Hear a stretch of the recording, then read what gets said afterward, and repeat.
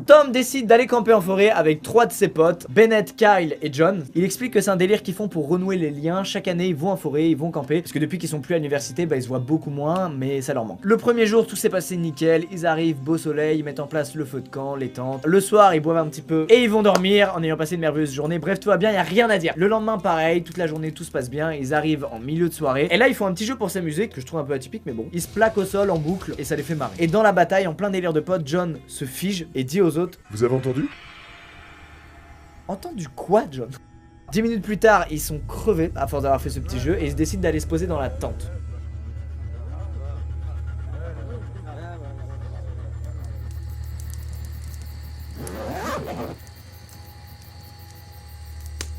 Tom entend un petit ricanement. Comme ils étaient tous un peu pompettes, Tom se dit que c'est l'un de ses potes qui ricanait pour ce qui s'était passé avant, etc. Petite précision, Tom et ses potes là, ils sont pas allés camper, vous savez, dans des endroits qui sont dédiés à ça, où du coup il y a plein d'autres campeurs, il y a du passage, etc. Là, ils sont juste allés au bord d'une forêt en voiture, ils ont marché 1,5 km vers le milieu de la forêt et ils ont foutu leur campement là. Ce qui veut dire que si t'entends quelqu'un rire et que c'est pas quelqu'un de ton groupe, ce n'est pas du tout normal. Et en plus, comme c'est pas prévu pour les campeurs, il y a pas de réseau. S'il y a un problème, tu es baisé. Les dizaines de minutes passent et Tom, vu qu'il était un peu pompette, il s'assoupit et il s'endort.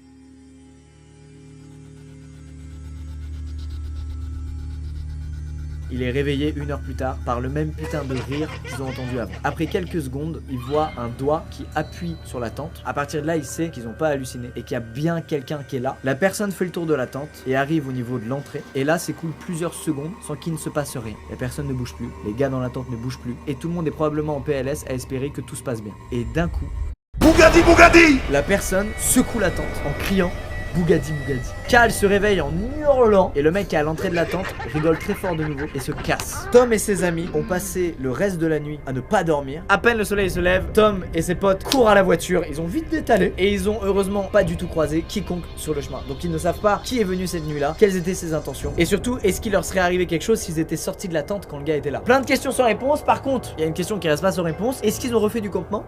Oui! Sauf que maintenant ils vont dans les fameux spots à camping où il y a des espaces dédiés du coup pour le camping. Et là on voit que c'est des Américains. Tom maintenant amène toujours une arme à feu. Toujours il a avec lui un gun. Bon, morale, quand vous allez camper, faites pas n'importe quoi. N'allez pas au milieu d'une forêt pour vous faire kiffer, blablabla. C'est mieux d'aller dans des spots prévus pour. Vous éviterez les grosses frayeurs comme Tom et ses amis cette nuit-là. Ça l'a vraiment traumatisé et je pense effectivement pour avoir déjà fait.